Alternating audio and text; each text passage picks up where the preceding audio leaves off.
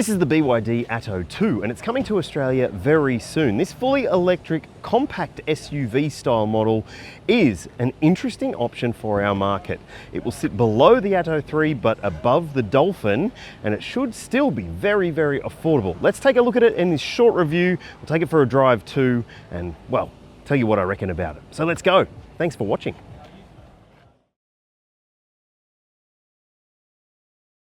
Full pricing and specs for the Atto 2 in Australia are still to be confirmed, and I will bring you more info on this car when I know more. But it does have a heap of standard stuff that you would expect in a new car today. So there's a big touchscreen media system which can rotate because that's a BYD trait. You've also got a digital instrument cluster for the driver. There's some good climate control air conditioning. You've got nice synthetic leather trim on the seats, a sunroof, keyless entry, push button start. All that stuff is pretty much covered. Decent looking wheels. They're not the best looking wheels, I don't think. But you've also got LED lighting around the body of the vehicle too. So lots of stuff, and all the fine details are still to be confirmed. So make sure you subscribe and ring the bell and you'll be notified when I get a chance to drive it down under. Right. So how big is the Atto 2? Well, you'll be surprised to learn it is a little bit smaller than the Atto 3. I'll put the dimensions on your screen now so you can see. It's just over 4.3 meters long, and it does have a boxy design, which makes it look a little bit more substantial than it actually is. Now, we'll talk through the charging stuff in a sec, but I just want to show you at the back end, it does have a pretty interesting rear design, and this one is called Yuan Up, which is the market name for it here in China. Now let's have a look in the boot, see what we are working with here. And you can see that's a decent amount of space. For a car of this size, I reckon that is a competitive level of cargo capacity. And underneath the boot floor though, you won't find a spare. It looks like there's room for one, but it's unlikely that we'll see one offered as standard. But you do get tyre repair kit, you get some storage sections on the sides there, a light, some shopping bag hooks, and those seats fold down of course as well. So let's have a look at the rest of the interior, shall we? All right, let's have a look at the interior of the Atto 2, and it does have some interesting elements to it. So you've got an 8.8-inch digital instrument cluster in front of the driver. This car here also has a head-up display, as you can see right there, and it's got pretty conventional controls on the steering wheel. Now, obviously, the spec for Australia is still to be finalized, but it also has a 12.8-inch rotating screen, so you can have it rotate if you want to.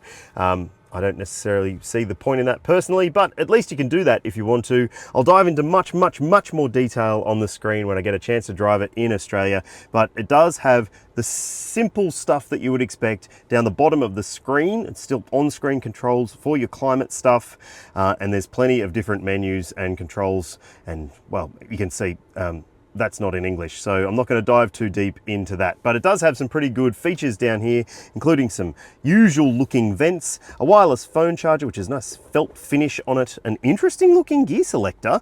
You actually have to press the button to put it into gear, and you've got some different mode controls down here. Cup holders between the seats, a decent sized little center console bin. You've got bottle holders in the doors, nice looking seats, and they are pretty comfy, I've got to say, and a panoramic glass roof with a shade, which is nice. Now, let me show you the back seat space and we can see whether it's roomy enough. In short, yep, it is roomy enough. This seat is set for my driving position, and just look how much space I've got. I'm 6 foot tall, 182 centimeters, and I've got lots and lots of knee room, a decent amount of foot room, and headroom is also pretty good. This is a tall, boxy, small car, and it means that it does have a lot of space in the back. There's some good features in here too. You've got grab handles, you've got lights on the side, you've got multi-pocket pockets on the seat backs, on both of them, and you do get a pair of USB ports and a storage port there, but you don't get rear directional air vents. Those vents at the front are actually throwing quite a bit of air into the back, which is nice, but still, it's a bit of a miss. If you do have kiddos, it might not be great for them, but the other amenities are pretty good. You've got bottle holders in the doors, nice soft elbow pads on the door cards. You've got a flip down armrest with some cup holders, and yeah, it's a pretty comfy back seat too. So could be a good one for those looking for a compact car with big space on the inside. The Atto 2 does have a front-mounted electric motor, but it doesn't have a frunk, which is a bit disappointing because, well, it could easily fit one in there. And look, it has a couple of different powertrain options. In terms of the power outputs, there's either a 70 kilowatt version or a 130 kilowatt version. We're getting the 130 kilowatt one because the 70 kilowatt one is, well, maybe a little bit underdone. It's got a single speed transmission, it's front wheel drive, and it's also got some interesting battery options to talk about. So let's do that now. Okay, when it comes to battery options for the Atto 2, in China, it comes with the choice of either a 32 kilowatt hour or 45.1 kilowatt hour Blade LFP battery pack. That is small, and it means that the range is pretty small as well. 301 to 401 Ks, depending on which version you pick. And that's the CLTC cycle as well. And it also has vehicle to load charging capacity. Now let's have a look at the charge port here on the front passenger side, for this market anyway, front driver's side for Australia maybe. And you'll see some charging specs on your screen now.